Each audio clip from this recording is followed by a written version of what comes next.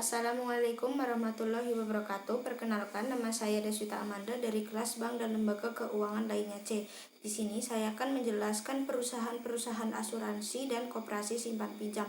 Yang pertama, perusahaan-perusahaan asuransi adalah perusahaan yang melakukan usaha pertanggungan terhadap resiko yang akan dihadapi oleh masyarakat. Jenis-jenis asuransi ada dua, yaitu dilihat dari segi fungsinya dan segi kepemilikan. Yang pertama, dari segi fungsinya ada asuransi kerugian, contohnya seperti asuransi kebakaran dan asuransi pengangkutan. Kemudian ada asuransi jiwa, dapat berupa seperti asuransi berjangka tabungan seumur hidup dan anuitas. Yang ketiga ada reasuransi, adalah jenis asuransi yang digolongkan ke dalam bentuk treaty fakultatif kombinasi dari keduanya. Kemudian dilihat dari segi kepemilikan, asuransi dapat dibagi menjadi milik pemerintah, milik swasta nasional, milik perusahaan asing, dan milik campuran. Kemudian ada keuntungan asuransi. Keuntungan asuransi dapat dibagi menjadi dua, yaitu bagi perusahaan dan bagi nasabah. Bagi perusahaan, keuntungan asuransi berasal dari premi yang diberikan ke nasabah dan kemudian keuntungannya dari hasil penyertaan modal perusahaan lain dan dari bunga investasi surat-surat berharga.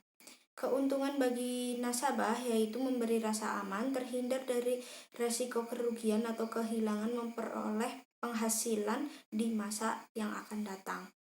Prinsip-prinsip asuransi yaitu ada insurable interest, utmost good faith, indemnity, proximate cost, subrogation, dan kontribusi.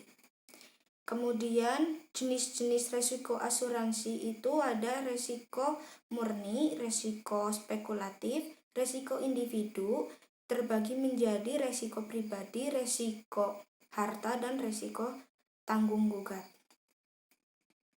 Yang kedua adalah koperasi simpan pinjam.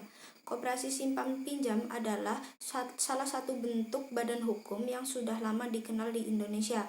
Koperasi merupakan salah satu himpunan atau kumpulan dari orang-orang yang mempunyai tujuan dan kepentingan yang sama untuk bersama juga. Kemudian jenis-jenis koperasi yang berkembang saat ini adalah seperti koperasi produksi, konsumsi, simpan pinjam, dan serbaguna. Sumber dana koperasi itu berasal dari dua, yaitu berasal dari anggota atau berasal dari luar.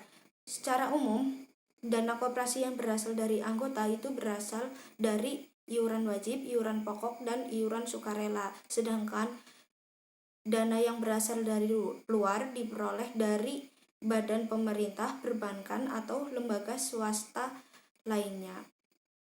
Kemudian keuntungan koperasi diperoleh dari biaya bunga yang dibebankan ke peminjam, biaya administrasi setiap kali transaksi, dan hasil investasi dari luar kegiatan koperasi.